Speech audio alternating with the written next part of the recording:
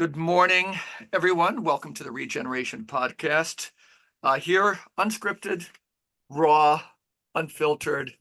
We're never scripted. I was watching a really cool podcast last night. It was called The Catholic Brothers. It was just kind of a history of the early liturgy, and that might weave in later today. But they were really good at what they did, But they had a good production value, but it wasn't like over the top.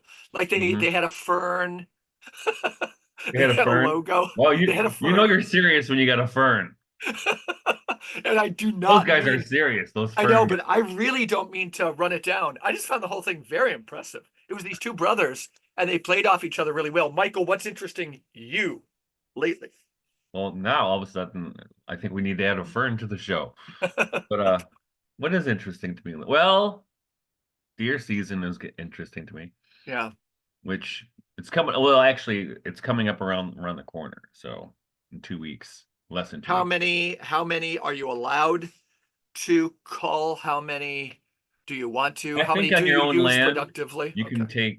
can take quite a few on your own land. Okay. Um,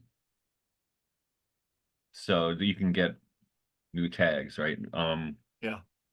We're hoping to get two or three. I mean, I'd be happy with one, but it would be nice to Yeah. have two or three. Okay. You could process and use the meat of two or three. Oh yeah, easily, Yeah. Our guest easily. last week, Aaron, what he said, six is what he was going for. It's kind Yeah, of yeah. That was but more than I would have guessed. no, I know guys who do that. I know And you people who, never get tired of the flavor of that meat. Like the kids never say, venison again, Dad, or well, anything. don't eat venison. I mean, for us, venison is, you know, maybe 10, not even 10% of what we eat Okay. in a given year. So it's a nice change. I mean, I don't know Even if with I, four deer, it would still just be 10% or so. well, if we got four deer, might be 20. Okay. They're not that big. I Yeah. mean, there's, I think on if you had a big buck, you might get 100 pounds of meat, but you Okay. probably closer to 75. Yeah. So it's not a Okay. lot. No, no. And we also, plus I like a variety of things, right? I mean, I think people need a variety of foods. Absolutely. So what are we working on now? So So in the end of December, I'm bringing in our four lambs, and they're getting pretty big, so I'm looking forward to Okay. that. And but I wouldn't want to eat lamb all the time either, Right. as Right. much as I like it. And we have some. Bonnie's been craving beef because we were about out of the calf we slaughtered a year and a half ago. Okay. And what else? So duck. I mean, we have duck, we have chicken. Or Hmm. I don't raise turkeys because I just they're kind of a pain. Yep. I could. Hmm. We do geese upon occasion, Do you raise but meat I don't birds or keep do you turkeys just, because. yeah? Pardon me? Do you raise meat chickens or you just kill your older Oh ones yeah, and eat them? Okay. no, no. We raise meat chickens. I didn't raise as many as I wanted to this year, but because I think that when usually I do 20, 25 in the spring and 20, 25 in the fall. I Hmm. didn't do the fall because it was too busy and Bonnie was gone when I would could have done it. So I was just overwhelmed with stuff to do. So Where do you buy your meat bird chicks? just feed stores usually. Cool. Yeah. Um, a good deal. So like if somebody had a huge meat bird flock, and they're getting their babies from that. Um, but now what do you find when you're paying, Central Tractor or wherever Runnings, you're buying your chickens? That's where I get my chickens. I just go to last time I went to Country Max, kind of I think is somewhat more local. Probably Uh, 360 a bird, maybe. Oh, they were no, I was getting them for less than that. Yeah, okay. I think that what happened this year, they start out expensive. No one was buying them, so they dropped the prices. Okay. Um, but the thing is with chickens, um, especially if you're going to do people who I know people who will raise 100 or so, right? Hmm. But it doesn't seem it's not cost effective if you're going to do that many and try to make money on it because especially if you are not growing the feed yourself. You Yeah, have to buy right, right, right. feed, especially if you buy organic feed. It's not really super cost effective. Yeah. Yeah. So that's why we only do that stuff for ourselves. We don't want to do big scale because we're not growing our own corn There or wouldn't be, what you're saying is it's fine for you eating, but there's not a much of a margin if you sell. not much. Right, right. No, I can imagine the same thing. Yeah. Um, Whereas lambs, on the other hand, it's super cost effective because they can uh make do on not a lot of pasture. mhm. And Interesting. whereas cows, you have to have a lot of pasture, you got to feed them. It's expensive to feed a cow, Yeah, and they go through pasture like you wouldn't believe, even just one or two. yeah.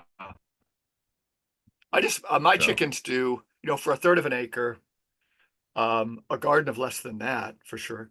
My chickens this year, I just love it. Because I'm creating compost piles, of course, with like mhm, the remains, and they're just up there scratching around, right? Just giving it more, air, mhm, more bacteria. It just gets the yeah, compost humming quicker. They're shitting on it. Um, I'll just turn over soil. I told you I live next to Clay Street. Our soil is all clay. I work at it, but I turn it over, throw in, mulched leaves and grass. I'll do that today. And they're just scratching it in there, breaking up the clay soil into small pieces. They're getting a lot of their food. My food costs are really low because we're out just picking at old kale and tomatoes still, peppers, mhm, eating everything. Uh, Eating bugs. It's just a beautiful time of year for chickens. yeah, Yeah, yeah. yeah. So what are you thinking That's about culturally lately, politically, economically? oh man, it's so bizarre this election cycle.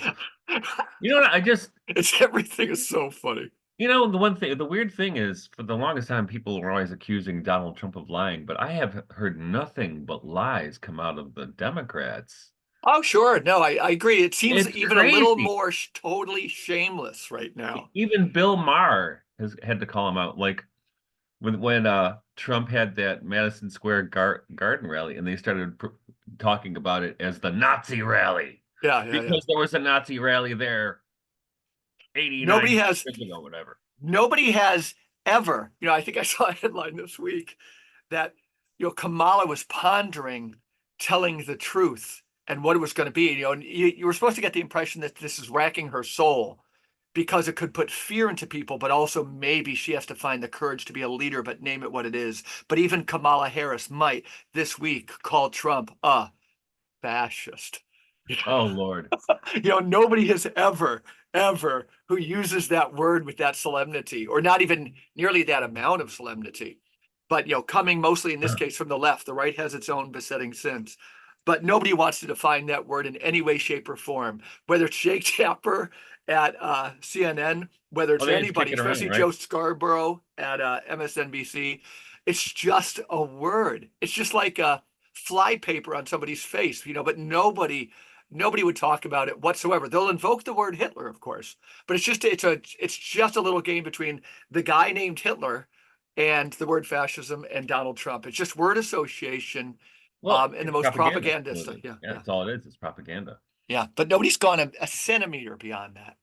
No, and that's what they're banking on. That Mhm. that nobody will Yeah, think it through. Nobody will look up the definition in the dictionary. yeah, yeah, yeah. Oh yeah, he's a fascist. What's a fascist? Him. And I think the I mean, technostructure we talk about a lot, it works as an effective bait and switch too. Because as we're all supposed to be looking by being trained repeatedly, like by fingers pointing at like everything associated with Donald Trump and calling it Trump and calling it fascist, what people aren't aware of is the technostructure, which is fascist. Um, there's forms of fascism. The technostructure that's descending on us, which is a right. creature of the right and the left, which is fascist. Mhm. Nobody sees it. Nobody sees it. It's Well, the Ahrimanic type of thing. Yeah. actually, and plus, I don't know if you caught, was it just yesterday, I think, where Trump was in an interview or something. I think it was an interview, and he was talking about Liz Cheney. I mean, who could defend the Cheneys, right? Yeah. Who have now allied with the Democrats. It is so funny. Yeah. Nobody gets the joke. But he was talking about Liz Cheney, who, as a war hawk, right? Yeah. Totally. And he was saying, Inveterate he said, in put her every in cell of her body as her dad. yeah, so, Inveterate. but here's Yeah. what Trump said is, yeah, put her in front of an army holding a rifle and see what happens to her. Yeah. because there's no skin in, she doesn't have any skin in the game, right? So she can send all your kids to war. That's all. That's what he was saying was the Yeah, yeah, classic hippie thing. In yeah, fact, even Bill Maher was defending Trump about this. But yeah, what yeah. happened? They took out the like the little clip about uh put her between put Liz Cheney before 9 guns and see what she does. Right, And they're right. acting like he was calling for her to be executed if he's Hmm. elected, Hmm. which Hmm. is not even close to Not what he was even saying. close. Yeah, yeah. But they're running with it. In fact, the Harris campaign is running with it too, Hmm. which is just so brazen. They're just showing everything at him, including the Well, kitchen sink. but you Yeah. get I have not you know, it's typical for politicians to stretch the truth or stretch the lie a little bit, right? But Mm. I don't recall anything ever like this Yeah. in any No, election. Do you? no, no, no, no, I don't. Ever. It's crazy.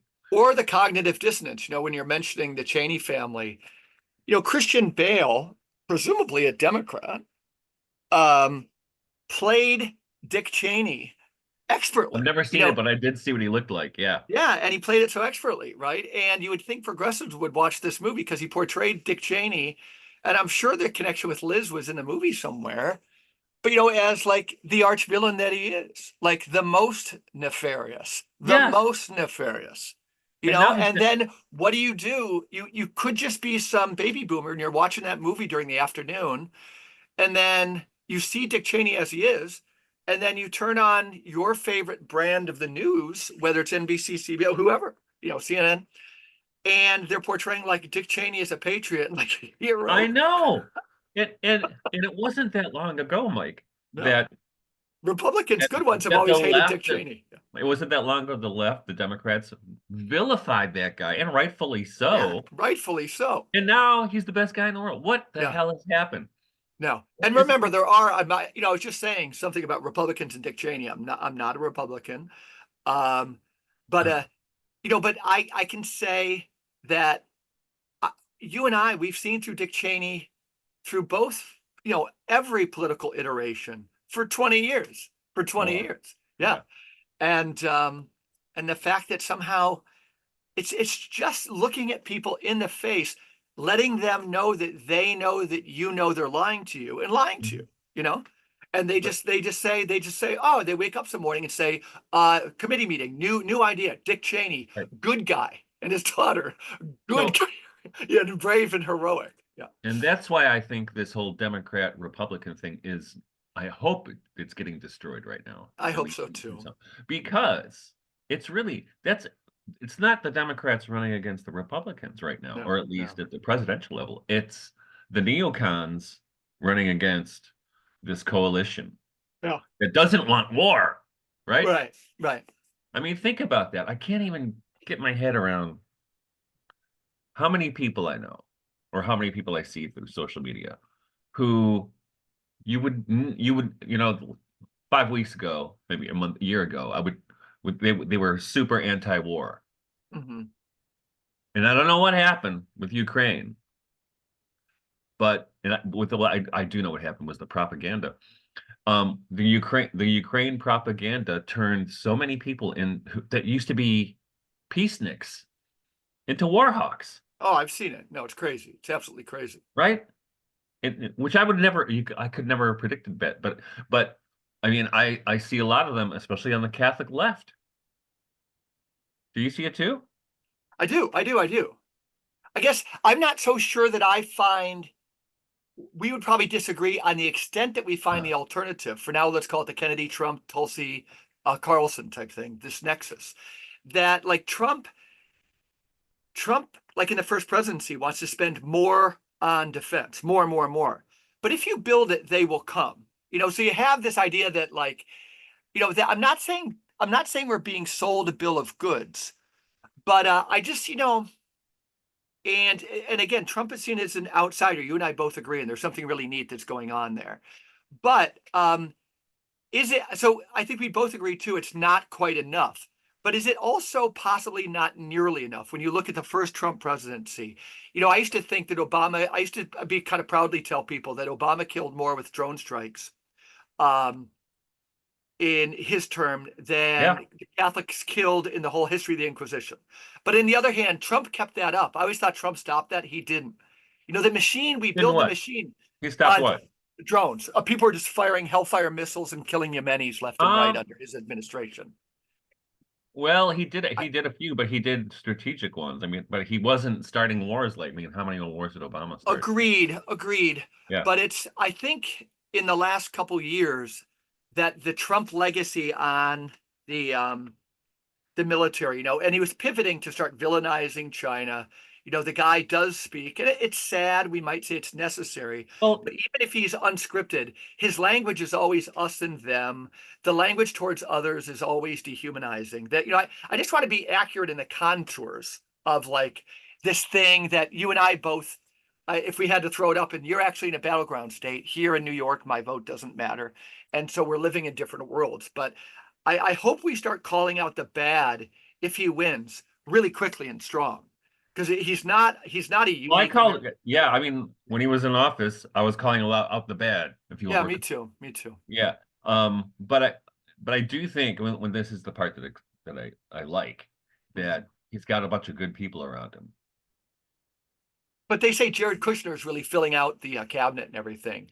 Will No, it? well, I mean, Tulsi Gabbard, all these people who were, well, even him, all these people who were Democrats, right? Yeah. Again, there's this other narrative, and there's part of it, but how is it going to shake out? Is the sameness and the power just like that first Yeah, Trump presidency, where they had wave upon wave of kind of neutralizing people by throwing in John Bolton after Rex Tillerson, right? yeah. That's just symbolic of a Now, form that will still attempt to be there, and oh, even I with the combined, absolutely. yeah, yeah, But that's what I like about Bobby Kennedy is I don't think Trump knew who was what and what was who, you know what I mean? But I think right, Bobby Kennedy does. And I was really behind Bobby Kennedy's candidacy earlier, but they really effed him over. right. Own party. Oh yeah, totally, totally. I mean, they were fighting to get him off the ballots, and then once he threw himself behind Trump in Michigan anyway, then they wouldn't let him get off the ballot. And I just saw the ballot, and he's still on it, right? Yeah, And yeah, he wanted to get off. They wouldn't let him off because they think it'll hurt Trump. yeah. You I know, told you and how it's my and it's friend, not. It's just so nefarious. yeah. Um, I mean, I spent at least the first half of my life as a Democrat. I mean, I've been kind of agnostic ever since.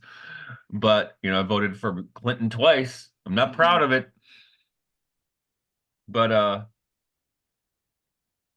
there's just it's just, because I was into free speech, Yeah, no yeah, war, right? right. That's what I and I still think like it those things a changed. lot. I wish people just talked more about them. Yeah. Who? I wish people talked more about free speech and no war. Yeah. Those are my two things right there. Yeah, Well, me free too. I like it. and gun rights. Yeah. But those are my big ones, right? Yeah. And that hasn't changed in my I'm adult just life. probably like less sanguine than you on how much those things will be protected on those kind of new heroes emerging for this bipartisan consensus. And I'm probably less Bipolar. sanguine than you. Yeah. But I'm also probably less sanguine. So, for example, on Kennedy, it's because he wrote about it. I'm not pretending I have an inside track, but had lunch with Bill Kaufman the other week, and he's kind of got connections on the inside of politics. Mhm. And he was talking about a dinner he had with Bobby Kennedy down in Florida. And he said, and he wrote about it. So I'm not, the people who are listening can go to the American Conservative page. I think he wrote about it. And he says, I think the same thing there is that he's a good listener. He's a good listener. He's a sharp, smart guy. Bill Kaufman was talking about localism and could tell that the brain could kind of understand that worldview. That when you kind of protect the local, you're neither like conservative or liberal and things Right. like that. But also, Bill knows his history. Met him, talked to him, and Bill would say, like, Mike, yeah, like a politician. A politician. Like some cops are just cops, right? And it was closer. It's a little bit more than that, Michael, for him. And I'm not telling people that they shouldn't trust themselves, but I trust Bill a lot. He's just Mike. Yeah, okay. I don't know how to convey it. He's still you can never make this type of person not that type of person. It's a different breed. They tend to lose a lot of their integrity, over the years, and they Mhm. become a little bit vapid. Maybe something like that. I don't know. Maybe. Yep. But what I look at when I look at not just not just politics, but human flourishing is to me, people of integrity are not the people who go along to get along, but who, even though they may be flawed, right? Like Bobby Kennedy's got all kinds of Yeah. flaws, right? Or Trump has all kinds of flaws. Yeah. But the thing is, I'm liking what you're saying. they do, they're, but these people, the people I respect, whether they're all right or all wrong or whatever it happens to be that formula, they they stick their necks out and they take a risk. They as actually the founding fathers, or the how's it go in the Declaration of Independence, our lives, our fortunes, and our sacred honor, right? Yeah. Yeah. There are people who do risk their lives, their fortunes, and their sacred honor. I think you're convincing me. I mean, it's very helpful to hear you say that, because I And think I I can don't just be. think, not just in politics, but I do see that with, well, it's obvious with Trump. They went after him, and had he not been a billionaire, he would have been destroyed by now financially Okay, with but all the. microcosm and macrocosm, your prediction. Did Trump act like he stuck his neck out a lot in his first term? Yeah. And okay. What are the ones that are very significant for you? Well, going against the war machine, right? Mm, That's one place where he went against it. I give him Um, a B calling on out, that. yeah, calling out Obama on being a warmonger is another one, right? And Okay. being a phony, which he was right. I think Hmm. he actually, I think probably the most significant one and this is because there was retaliation, is when he threatened the deep state and they went after him. In what way did he threaten it, would you say? Well, that's what he was running on that. He were going to take Right. down the deep state. Of course, he didn't Hmm. know how to do it, Right. and he practically and he hired a bunch of people from the deep state because he had whatever. But Hmm. he risked that, right? Okay. Um, Okay. Kennedy Hmm. Kennedy didn't only risk his. He risked the Kennedy legacy, Hmm. right? I mean, a Kennedy siding with a Republican. Let's think about that for a second. Yeah, I don't think it's a small deal. No. So he Hmm. risked a lot of things, right? And also he didn't have the fortune. He has money, got more Hmm. money than I do, but he didn't, what was happening with him with all these lawsuits that the Democratic National Committee was Hmm. waging on him to keep him off ballots. That he was the reason he suspended his campaigns. He couldn't sustain it financially anymore. Hmm. All his Hmm. money. In fact, not only that, but they also denied him security, Right. Right. Right. which has never happened before. Hmm. I'm And his liking what name's you're saying. Kennedy. And Yep. his name's Kennedy. And he's Bobby Kennedy Sr.'s kid, right? Hmm.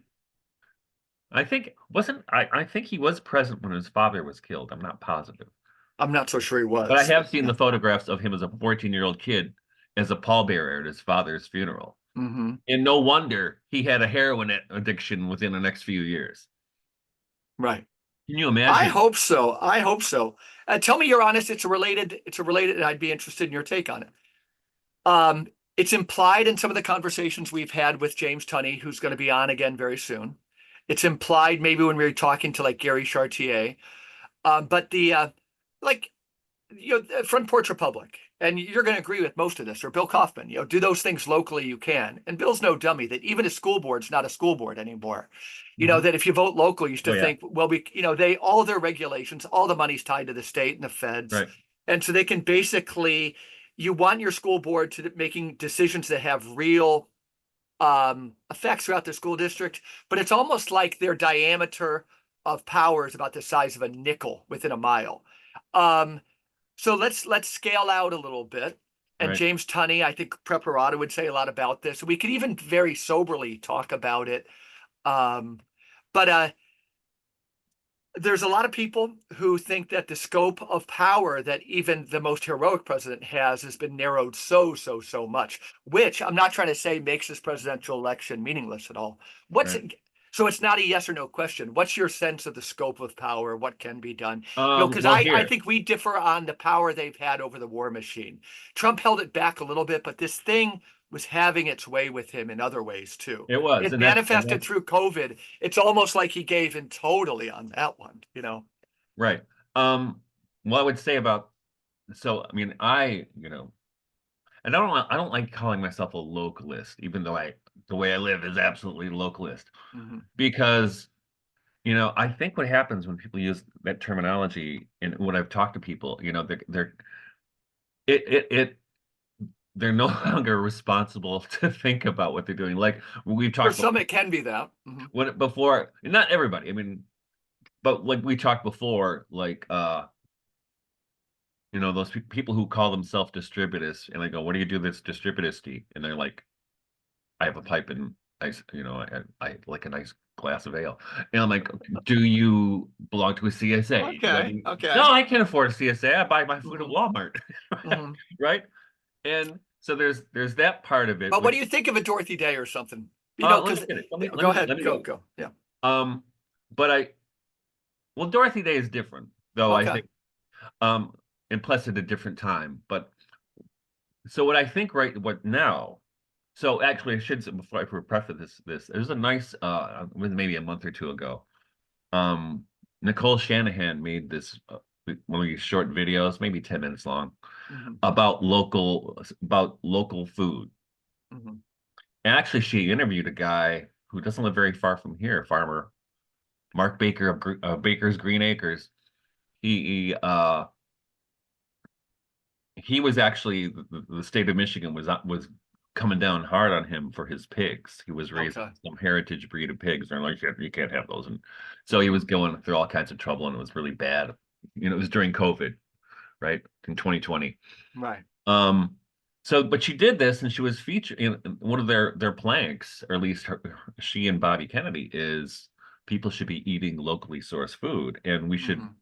and they basically said we should support regenerative agriculture because that's the future, and they're right. Because as we've talked before, I can create so much food on this little tiny garden I have here, Mhm. enough to feed 40 families for the season. Right. Um, But the weird thing is though, and this is and this is Guido would be chiming with this because those guys are 10 steps ahead of you, right? Yeah, that you're So accurately reflecting the thought of Guido so Pepperoni. here's an example. Here's an example. So the next town over from us, Stockbridge, Michigan. Mhm. Um, nobody nobody knew about this, but it kind of snuck in. Their or their township manager, what do they call it? Village manager. Doesn't even live in Stockbridge. Mhm. He's from Ann Arbor. Okay. And so how can he be part of the local community, right? But Right. he was actually believe it or not, I think and there's a lot of these examples of, and it's kind of it's a stealth ploy. It's like you've heard about George Soros.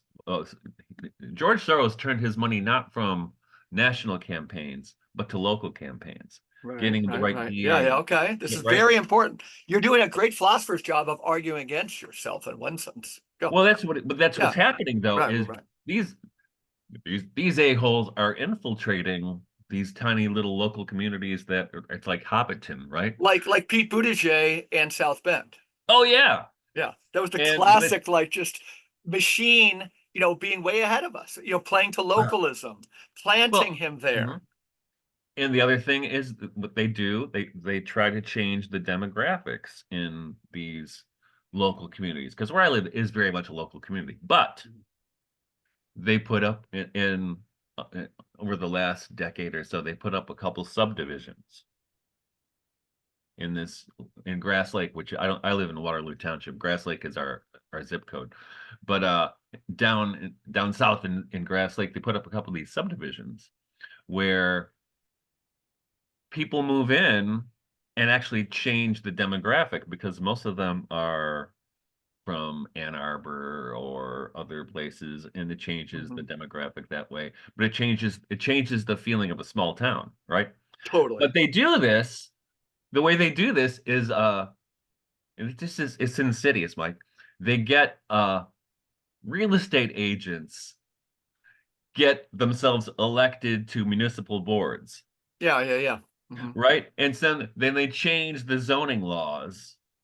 So and they raise the taxes on the farmers. Yeah, Farmers can no longer afford to pay their taxes, so they sell the farm to a developer who yeah, puts up a bunch of houses, and the real estate agent makes mint.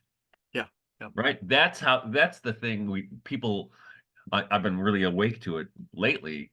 Actually, after I read this is a while ago, when I was working on Transfiguration, and I read John Taylor Gatto. Yeah, he's great. I've known him He for a is long great. time. Being a New Yorker and having followed deschooling, I've read him for 20 years. I mean, he's dead now, of Yeah, course. but he was on the money, and he was the one Yeah, who yeah, what he called this is what the real this is how uh enclosure works now. yeah. We think enclosure is a thing of history. No, no, no, no, no, no. We're doing it right now with I all wonder this. what he would say about this election because we both agree he's the real effing deal, you know? Hmm. Yeah, he and Um, Schumacher, right? yeah, yeah. Yeah. Interesting. But so like, but with what you're saying, again, it's very interesting because you're saying how corrupt it's getting even at that local level.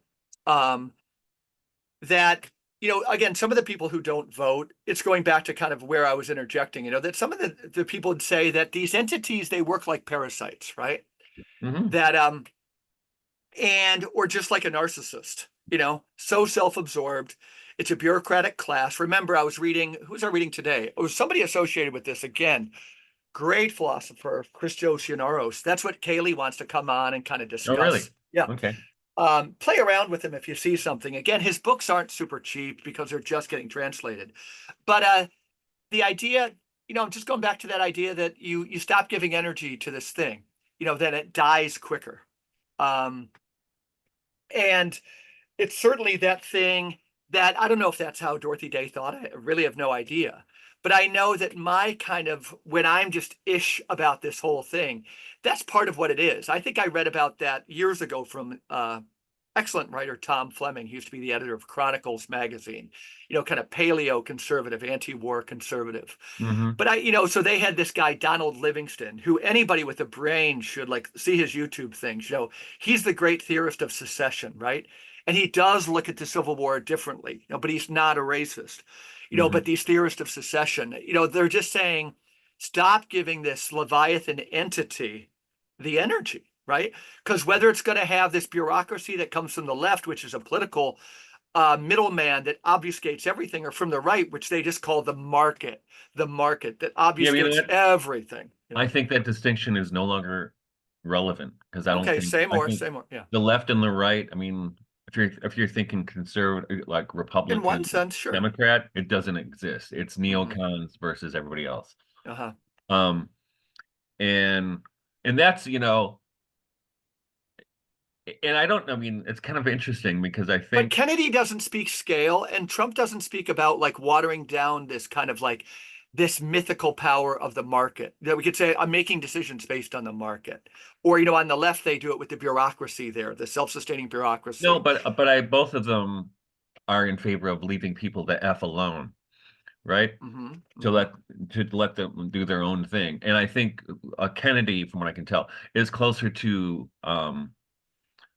the Jeffersonian idea of America as actually a really distributist idea that America as a land uh, of landowners and small business people, Let's right? hope so. Let's hope so. And that's, I mean, I think that I know that's a healthier economy. I mean, because we have everything else in the economy is propped up, and you probably, I don't think it's just this country; it's globally. So I don't know if you saw this week, Keir Starmer, what a douche. Well, Um, totally. but he, Getting worse by the day. I had no I idea. and I Hasn't their don't know. politics been so weird that these creatures just surface and each Well, one's less human than the next? it goes from the top to this little city man or this village manager over in the next town, right? Yeah, yeah. Um, it's insidious, but what I don't know where it is right now. I don't know if it's a law or it's a proposed law, but the idea is that they're going to raise the inheritance tax on farmers, Okay. which will ensure that farmers' kids can't keep the farm. Hmm. Who's doing It's this again? You know, England I hate this. Okay. Yeah. Yeah. or Yeah. the United Kingdom. Hmm. And there's a big, outcry about it with people on social media who are British farmers who have like say the people who settled my farm in the 1860s, and Hmm. they lived here until the 1960s, maybe Right. 1970s. But if they were still here, you know, if There's no heat in the and room where I'm sitting. at one time they had 100 acres. It was a Uh-huh. square mile. Um, if they still had all that land and say it was me and I died, Right. and you say we have very little money in the bank, so we have $10,000 in the bank, Hmm. but we have this land which the government counts as wealth. Well, you have to pay a 20% inheritance tax. Well, and say, to a real estate developer, my 100 acres could be worth $100 million. Hmm. But to me, I'm eking out a living on it. So, well, that's not productive. And this goes back to this is what enclosure laws did, Right. Right. right? Right. So, oh, you can't afford to keep your children can't afford the inheritance tax. Okay, you have to sell. Who are you going to sell to, Hmm. right? Right. The big landowners. And this is enclosure, and it's going on Yeah. now. It never stopped. I'm not trying to cry foul here on Trump, but just curious, does this administration to you pose a real threat to like BlackRock and Gates buying up all this stuff? And if so, how? Because I'm not saying they don't. 2 words, Bobby Kennedy. Yes. Okay. Um, well, they don't want someone who's not making war because that's where they make all their money, right? Hmm. Right. They and furthermore, Bobby Kennedy is like, we got to get China out of buying America and Bill Gates out of buying up all the farmland, which is what they're Hmm. doing, right? Hmm. Let's hope he can, yeah, if he gets in there. I mean, yeah, but but they're up against a bunch of evil bastards, Mike. Yeah, So, that's right. I just think again, maybe it's not like yeah, because it's you can do two things at one time. Like you're a farmer and you care about this stuff. So I'm not saying that like all the time somebody would think about like Donald Trump that they're not doing something productive because you're proof positive. But well, whether the thing's gone too far, whether it's closing time, that would be kind of isn't John Michael Greer? What is he saying about this right now? oh, he did say something yesterday. See if I I can bet find. you. I thought this week he'd write it up. Maybe it Yeah, was this morning. Let me check. Hold on. yeah, He was on the money too. yeah. He usually is. I really, I really love like that watching. guy. I just like following what he does. Let me see. Yeah. Oh, I Greer. can't. I can't. He's fertilized my thought a lot, Hey, and I he's awesome. can't think He's of any awesome. other areas where I disagree with him. Let's see. Again, just his contribution to the literature around Donald Trump as this change figure was a game Mhm. changer for me. Which would definitely have Trump winning the election, because the change figure in Yeah. this mythology that's in the American land runs its course until the Yeah. Trump phenomenon, gets upstream and everything's changed. So Um, here we go. all What is right, this I'm thing here? curious what he says. I love his Twitter feed. 8,379 followers, following zero. Yeah, Wow. he's Yeah. one of those. Yeah. Um,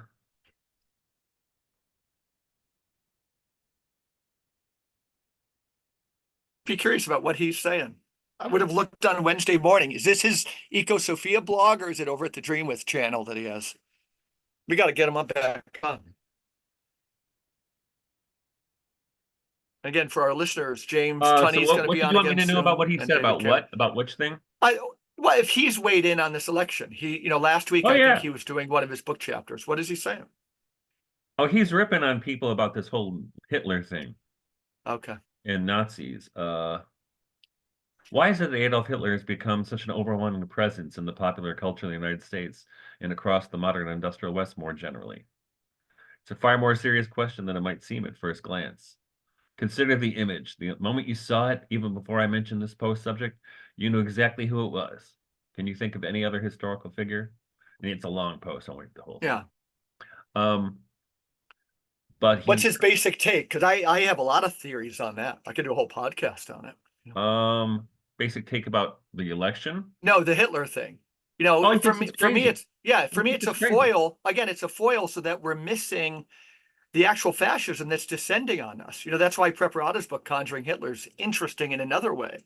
But and we become what we hate is another one. With this monomaniacal focus on this Mhm. like character Hitler, they get us staring at it all the time, and we become what we hate. So nobody realizes we feel morally good. It brings left and right together because the right loves morality, so we feel morally good, and the left loves intelligence and smart, and we look at Hitler and just say evil.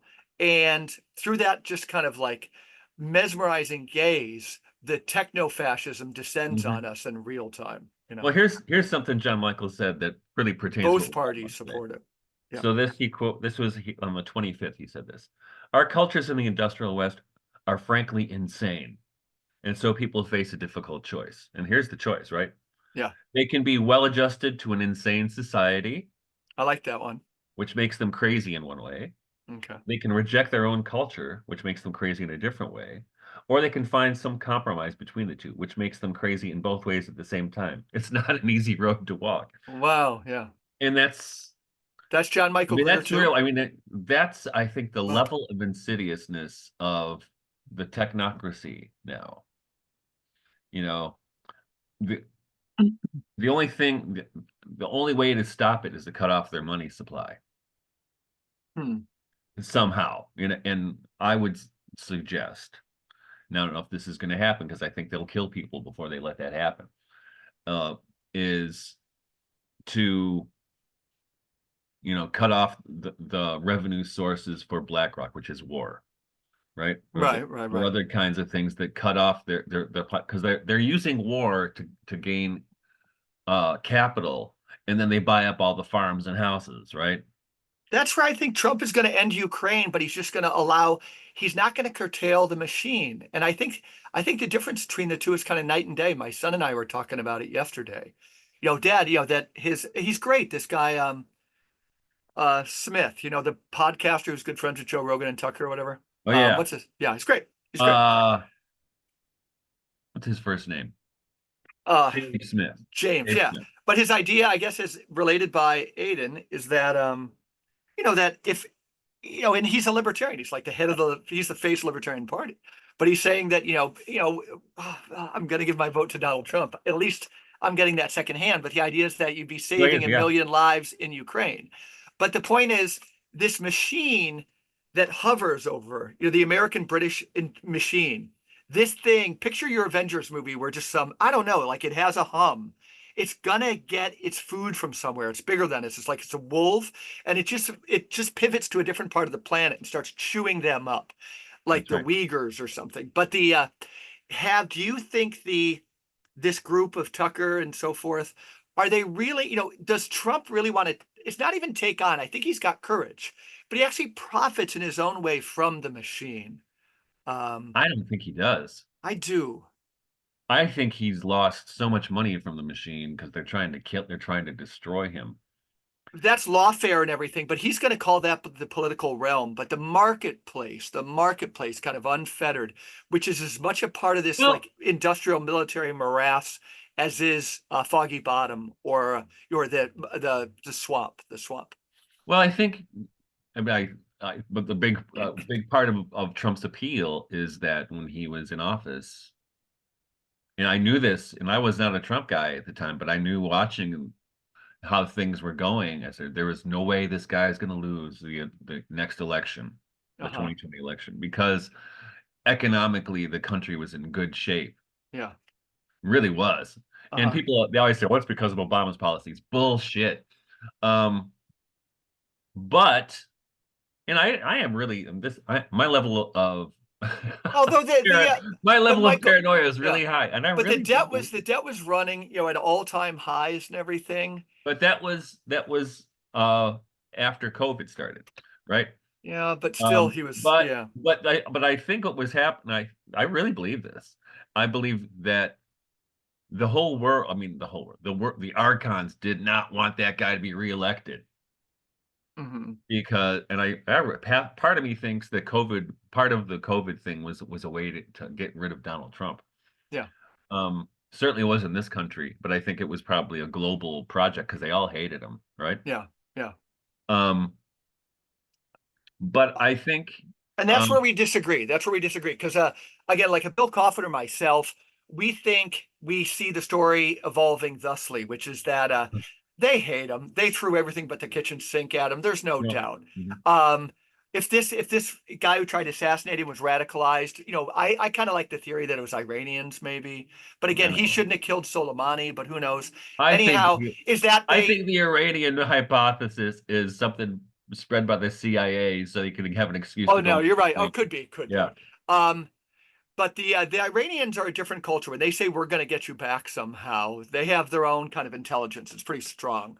But okay, so let that be the case.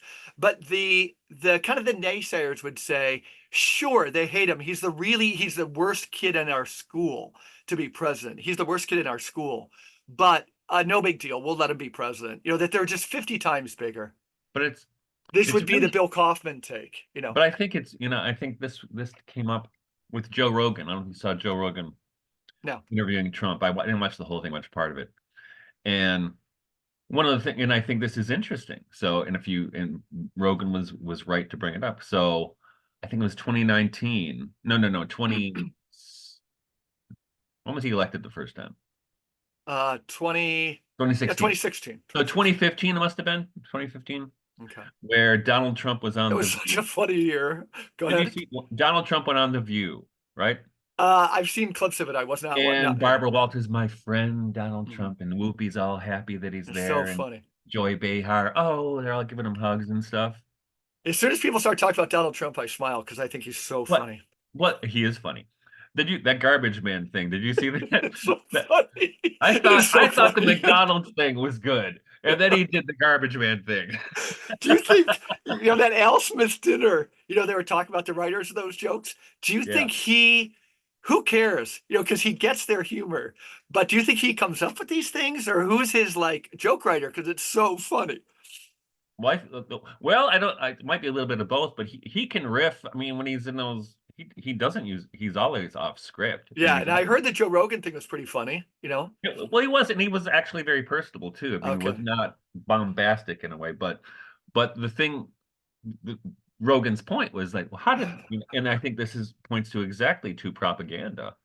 So how do they turn on a dime like that? Like he was their best friend prior to the 2016 How did election. Trump answer that question?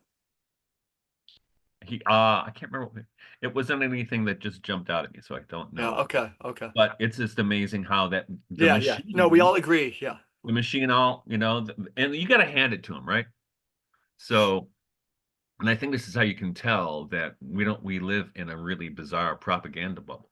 So, and it's not just so say after that the Hitler rally in Madison Square Garden, Hmm.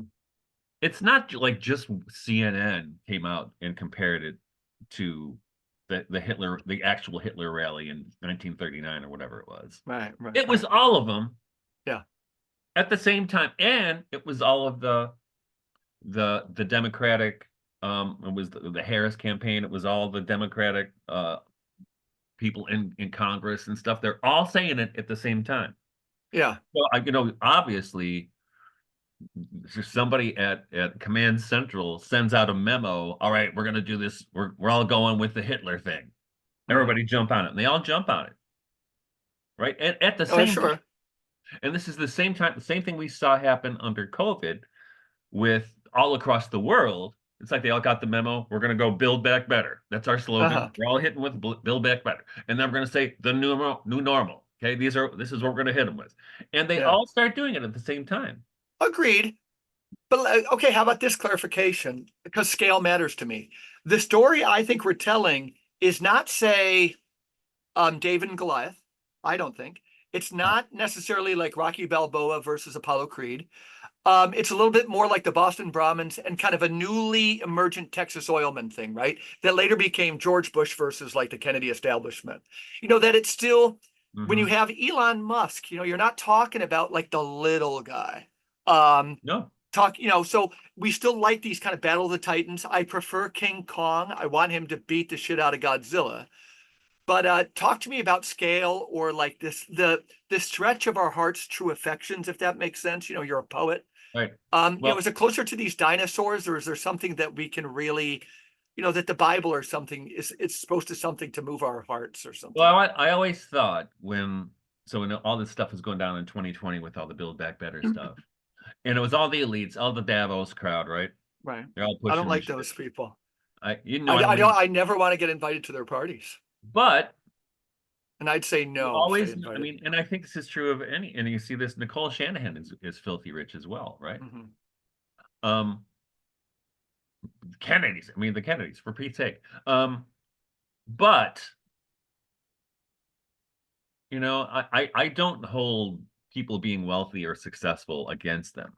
Not I necessarily, but only hold it against them if they use it to oppress or like Bill Gates. I hate this guy, but he yeah. uses his wealth to to indiscriminately But how about make this? How himself about this there, then? and he doesn't care who he destroys in the process. Right. But Elon Musk There, too, he was taking huge government grants. Everybody wants to make, the myth of the self-made millionaire. Just as we know, if you looked at the heads of nations, you don't meet anybody like you go into Washington, it's a different crowd. Everybody's made dangerous compromises. Look at the power of somebody like Jeff Epstein. And the marketplace has its own games. And I think that's what Bill Kaufman saw in Robert F. Kennedy. My point is that like these people become quite different than the ordinary race of well, humanity. they never And they, were. yeah, right. They never were like the ordinary race of people, and Right. that's. But the thing is, I still like you them. never know. I mean, I'm of sinners, I am the first, right? Hmm. Um, and it's easy to demonize the wealthy. This is the irony, right? The Democratic platform. We're going to make the rich pay their fair share. The hell they will. You're not going to make Right. your donors pay their Right. fair share, you liar. Hmm. Right? Which is I don't know if you've seen that. There's a great Dave Chappelle thing talking about the Trump uh, Clinton debates and how Trump called out Hillary. He said, "Yeah, well, I know, And the thing is, even with Trump, they're trying to get him on tax evasion. He didn't evade any taxes. I mean, he Yeah, he paid very hasn't. Yeah. little taxes Right. but Right. he didn't break any laws. Uh-huh. And he told Hillary, you're not going to do anything because you and all your friends benefit from this, just like I do. Right.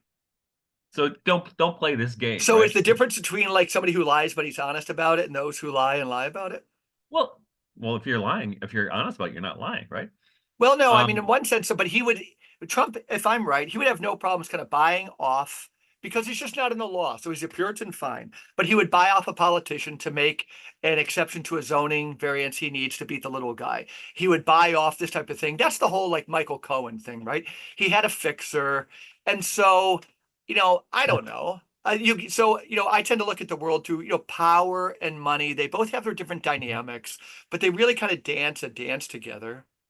And Trump is I a little more but I don't money. think it's uniform though. I Yeah. agree. Okay. But the thing is, and this is what, one of the things I think I mentioned this before on the show, that with the Kennedys, at least, back in the 60s, Hmm. and not uniformly, Yeah. I think they but were a threat. there was at least the myth of noblesse oblige, Hmm. right? There was at least the myth of it. Now that doesn't, it's almost non-existent. But isn't that what we hate about Obama? That so many people who just still are kind of orgiastically, or say, in love with him. The idea, and they'll say it like my dear father-in-law will say, "Sure, I mean he killed everybody with Hellfire missiles, but he just looked a lot better doing it." That's And I would, it. That's how it works. That was I know, but it's not good. It's not good. no. Um, and it comes in both sides. Like the Kennedys, He's they so said handsome. yeah. Right. He's so handsome. But and that's the other thing. John Kennedy wanted to destroy the CIA, so they killed him, right? And that was Jimmy Carter too. He was kind of going at the CIA. Yeah. And so now I don't know how to fix all those problems other than um to cut off their money supply if you can, right? Mhm. Now, I don't know that these people who are, I mean, they're not going to put people like you and me in, in political power, Uh-huh. right? You know, so we are kind of, and this is, my criticism of distributists and anarchists. Yeah, it's easy to be a distributist and an anarchist because you have no skin in the game. It doesn't cost you anything. Mhm. You can just say it. It's like well, I'm an anarchist, you know, But but our what vote is what's super it cost cheap. you? I know, but what's the big cost in this thing we're talking about? In my vote, they've already gone, electoral collegely speaking. That's one of the things is that we don't really live in a meaningful democracy anymore. That the franchise has been stretched. I would say again, I've been reading this Donald Livingston a lot lately, but nobody expected the franchise could ever work beyond 1 to 10,000. Your congressman represents a Right, million people. Beyond that, you're in a battleground state, so I get it. But the people who live in battleground states, it's about 3 or 4 states. The right. rest of us know our vote doesn't really matter. But Is you there know what? real skin in the game? What? Well, And I think of the think. money spent on this election. Oh, I know, but I think I don't know if you caught Paul Kingsnorth's recent He was first close thing to us. lecture. No. He's pessimistic. Um, but I think when there's also I think there's a pessimism. I mean, Guido's pessimistic Yeah, about things, yeah. obviously, right?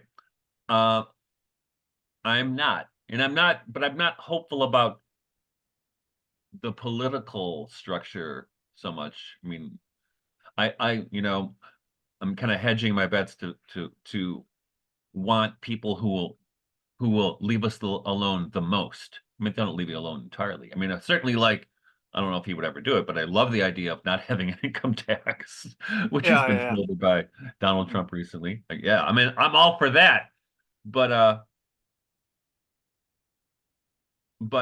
think if you give in to pessimism, I mean, pessimism is what I can't remember which of the deadly sins it corresponds to, I don't but think the opposite of pessimism for Guido, and I don't know Paul Kingsnorth well, but mine is kind of like hope. Other people are optimistic, but like an optimism, with the worst being the corruption of the best.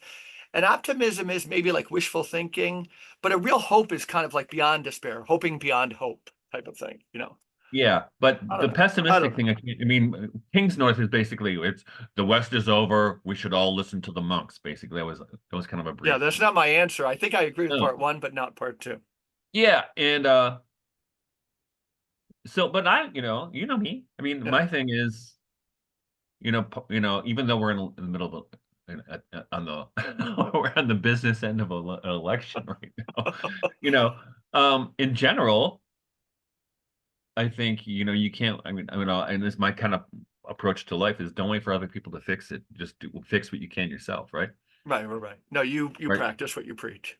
Yeah, I mean, so I don't wait for other people to to do it. I mean, I don't know what else, there are things beyond my control, but the things I can control, are things I can make an impact on, make that impact. But even at that micro level, so many people are afraid to act. There Agreed. people outsource their responsibility to human flourishing. They think, this will happen. Maybe this person will, the big guys will help us. And it would be nice if they would. But it's interesting to see even the Amish who talk about wanting to be left alone are voting for Trump Mhm. because they look at the Democrat policies and who the Democrat Party has become. And they're like, no, no, no, we can't have this. Right. This is gonna encroach on our way of living. They will force us to be vaccinated or whatever, right? And it's interesting. I mean, speaking of that, I mean, we have to remember just a couple of years ago that um the government was trying to the Democratic empowered government was trying to mandate that just about everybody in the country be vaccinated. Right, right. They wanted to work or do anything. And if the Supreme Court hadn't shot that down, imagine where we'd be right now. Yeah. And in New York State, with my work in the Roman Catholic Diocese of Rochester, it's something that comes under my office.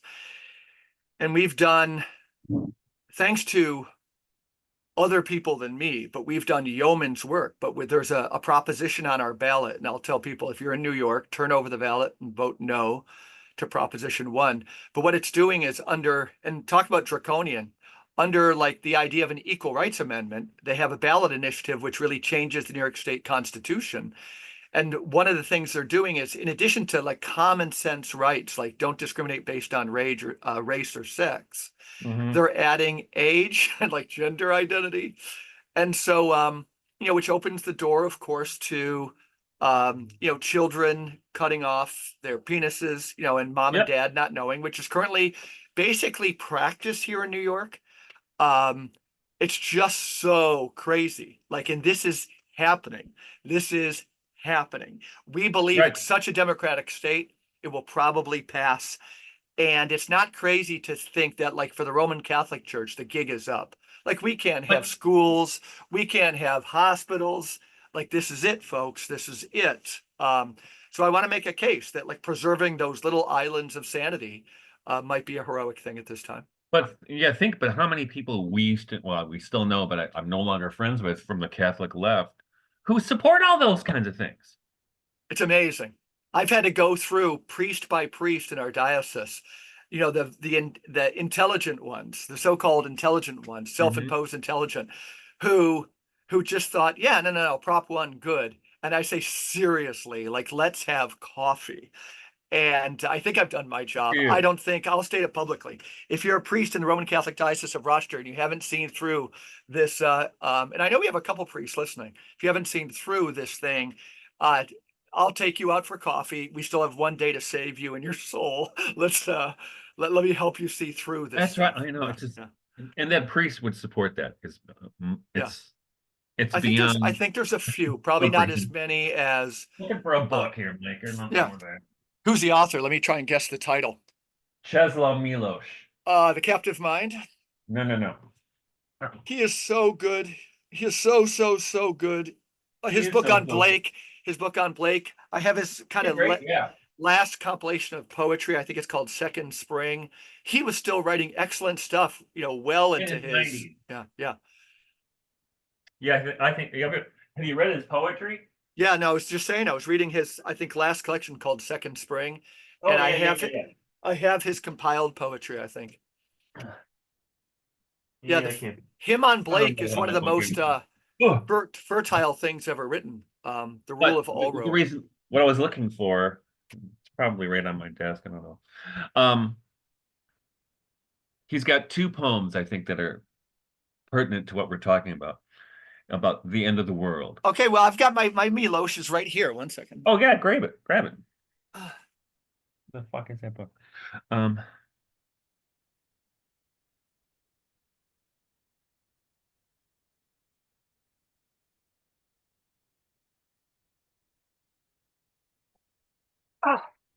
This is the stuff of high drama, folks. High Tell drama. me, Yeah, can't find a look at damn that, book. Michael. Look at that bad boy. That's it. Is it going to be in there? Yeah, One yeah, yeah. second. I have the same book, but it doesn't have that picture on the cover. Okay, what's the title of it? There's one poem for the end of the world is one. Okay.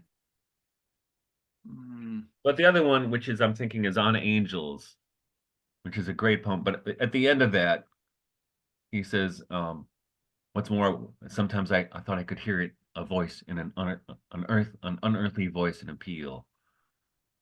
And it said, day breaks, another one. Do what you can. Right?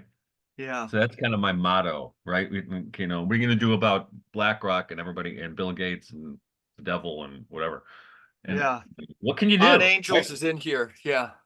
But isn't Poem for the End of the World? No, isn't that funny? Home for the End of the World is not. On Angels was. That's getting no. I know it's in there. Maybe I got the wrong title. Poem. Okay, let's see.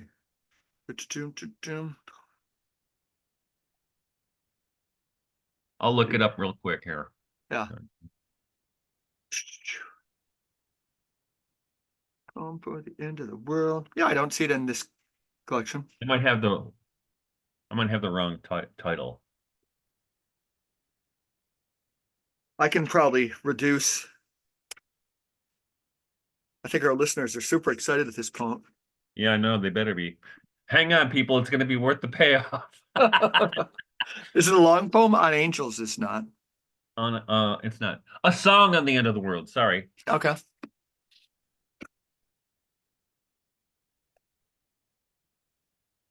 And I don't think that's very long either. Okay. Song on the end of the world. 1 second here. And Jumbo.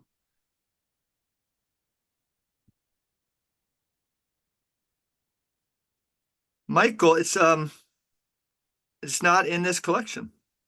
Isn't that Get weird? out. Yeah. Here, I think I got it right here. Okay, I can Okay. read it. Cool. Do it. Here it is.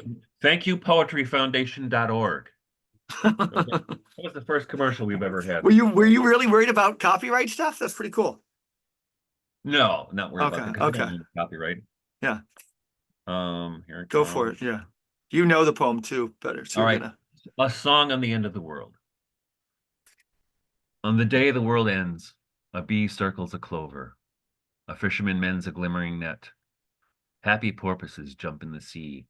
By the rain spout young sparrows are playing, and the snake is gold-skinned as it should always be. On the day the world ends, women walk through the fields under their umbrellas. A drunkard grows sleepy at the edge of a lawn.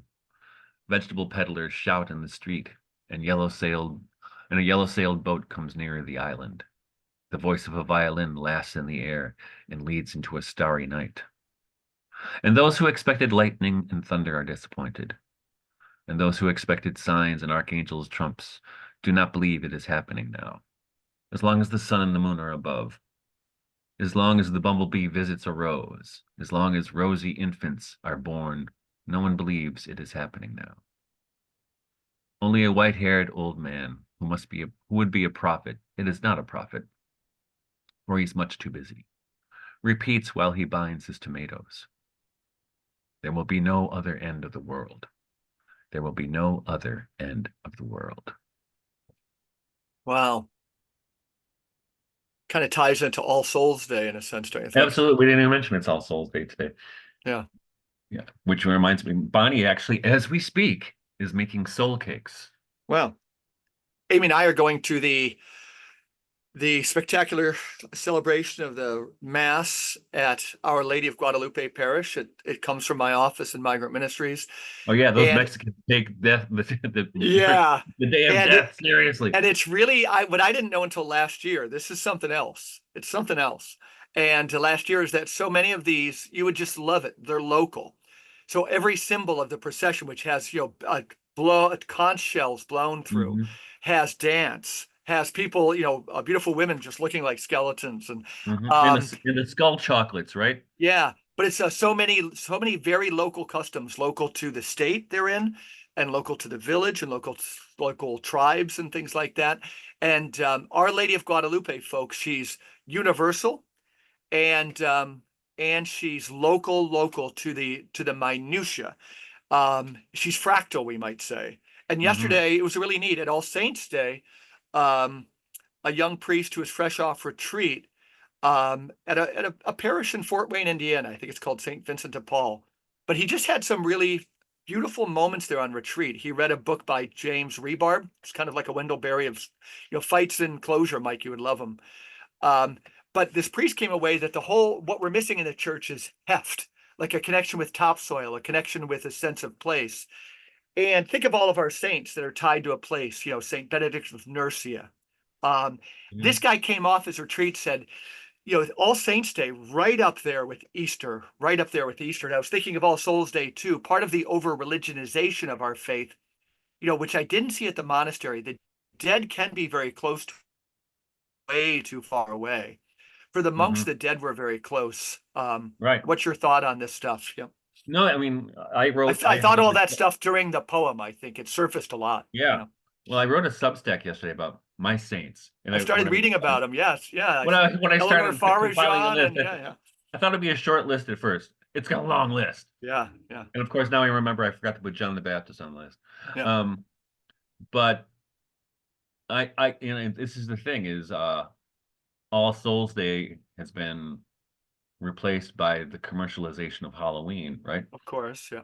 And but those folk customs. Like, what I miss, one of the things I miss about living in the Detroit area, especially when I taught at the Detroit Waldorf School, which was downtown Detroit, is the Mexican celebrations of All Souls Day. Yeah, And yeah. kids in my class would bring me skull candies There's on All Souls huge Day. Mexican parishes Yeah, in Detroit.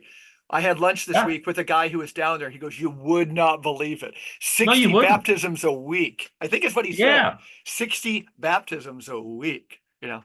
And most parishes have one every couple of months, maybe. Yeah, yeah, Right? yeah, yeah. Um, but I think, I mean, this reconnecting the liturgy to the land. I mean, that's what Yeah, that is, right? yeah. That's that ancient practice of this time of the year, a Hmm. Samhain, as they call it in Ireland, right? It's and I actually one of the things I have to do today is I'm going to gather up a bunch of photographs of our dead and light candles in front of Hmm. them Hmm. and to remember that, right? Yeah. And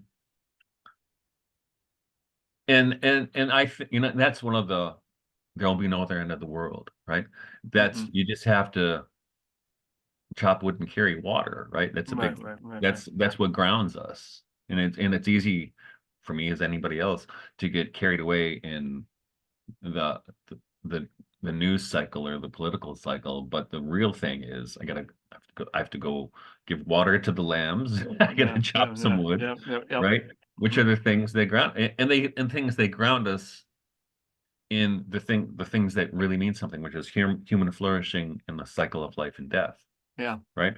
And in fact, it was 2 years ago, I think tomorrow, the day after, I think the day after tomorrow, where my mother died in this very room, right? And actually, her passing was probably one of the most beautiful things in my life, where almost my brother didn't make it. He was flying from California, but and his kids weren't here, but almost all my kids, except for the two who were not living in the state at the time, and all my nieces and nephews, except for three, and my sisters, were here as my mother made the transitus. Yeah. It's the real And we deal. were praying and we were reading we actually reading from the Book of Common Prayer at the funeral service, which happened Hmm. to be the one book that was close to me. I'm like, what happened? Read that. And it was beautiful. Hmm. It was a beautiful moment. And we were there to celebrate it, right? It was Hmm. sad. I mean, kids were crying and stuff. My son Aiden, my son Dylan were in tears. Hmm. Um, but it was a beautiful passing. And then half an hour later, it was like 70 degrees out. Half an hour later, we're all on the front porch drinking whiskey, Yeah, yeah, yeah. having a real Irish wake, right? Hmm. And it was beautiful because it was small scale, right? It was Right, not a right. hospice situation. It was not at a hospital. It was at home with the family, which is how it's supposed to be. But it's not extraordinary. The thing is, what's extraordinary about it, that is extraordinary. Hmm. Yep. It is out of the ordinary of our Hmm. experience of death. Yep. Right? And we felt it when she left. There was a kind of holiness, Hmm. right? Yep. There was a kind of holiness. And if we're not connected to that stuff, what are we connected to? Yeah. That's what Illich even brought up in this very small point is that right now we used to see ourselves, if you think of sacramental confession, as like books. We had an interior book, but now it's the computer is the kind of the dominant metaphor for the self. So individuals see themselves as shutting down, which is a very, very different experience than what you just described, right? And Hmm. doctors are trained to see us as shutting down. And we even use Right. the language about ourselves, and Barfield, Barfield was powerful on this.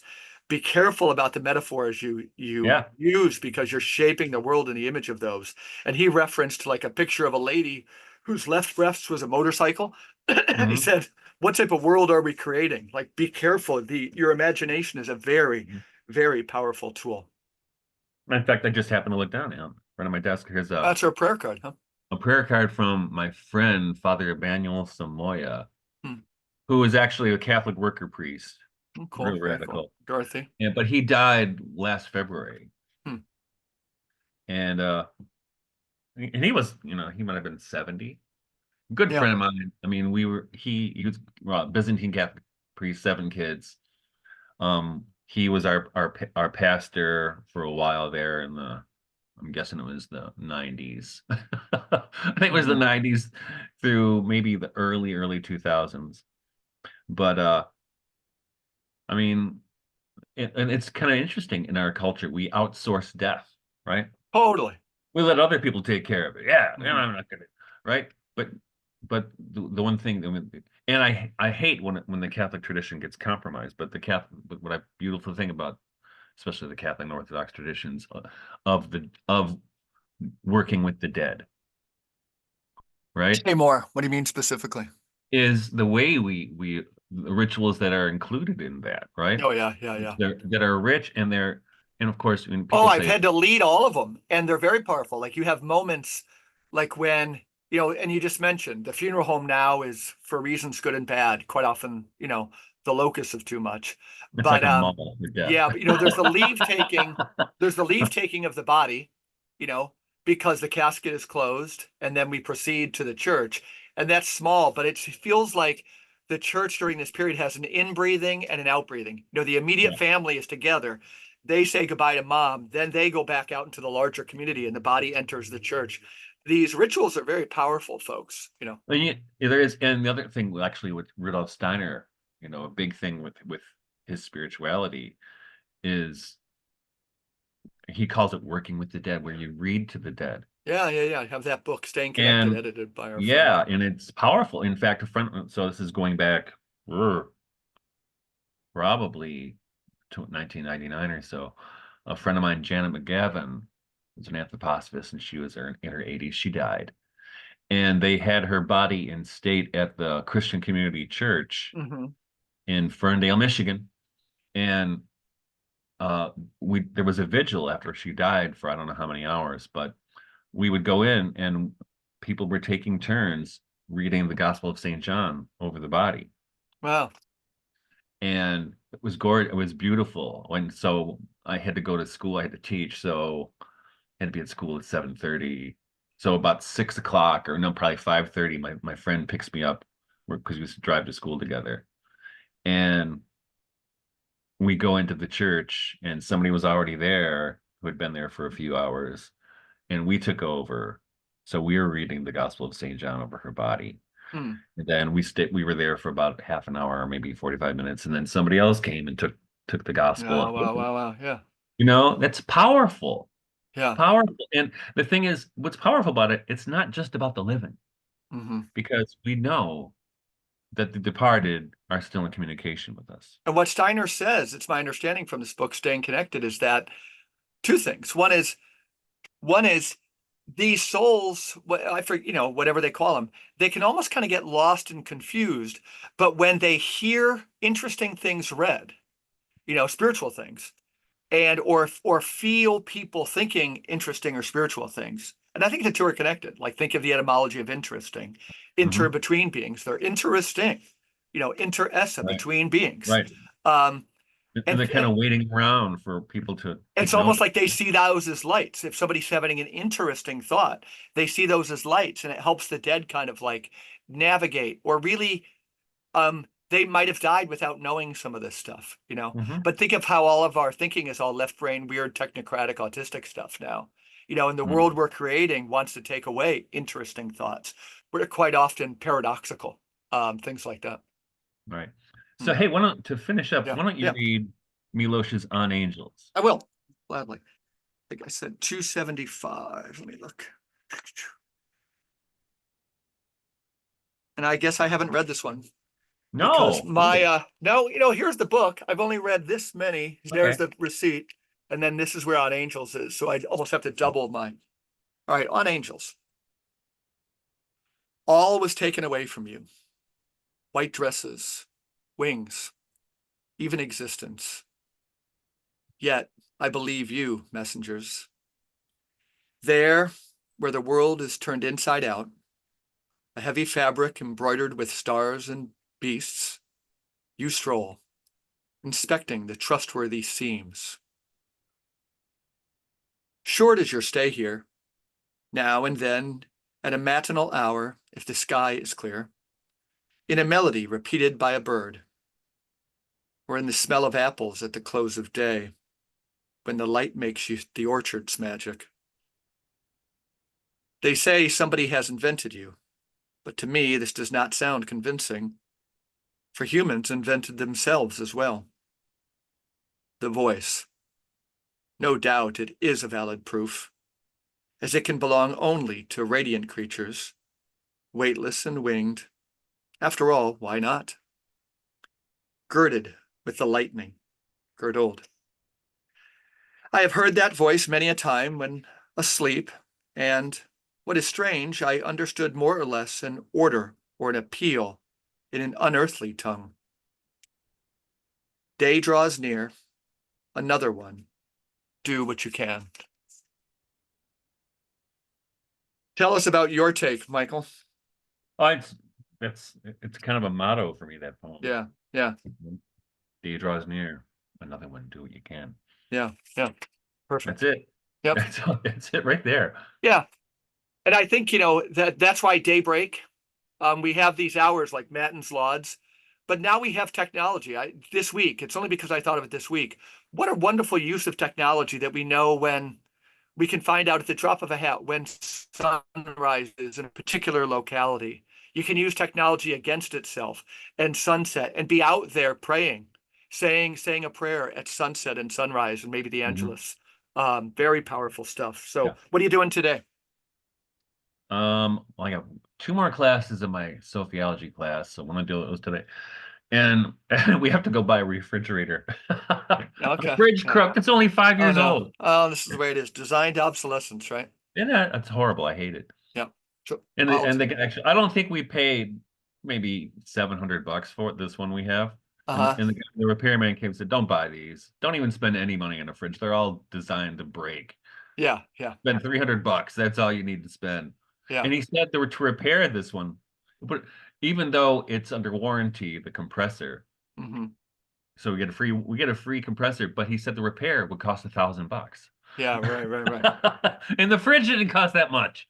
Yeah.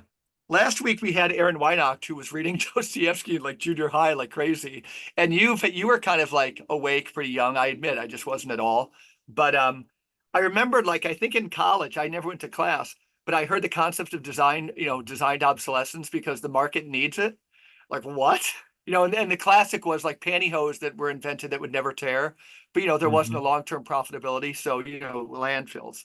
That and just the notion that that the generation gap is 99% just a Madison Avenue invention to get to get youth to buy ripped jeans, where our jeans, and actual jeans were against something. Or that Thomas Frank book, The Conquest of Cool. The music industry already knows the music that's going to be released that makes this current round of music seem dull.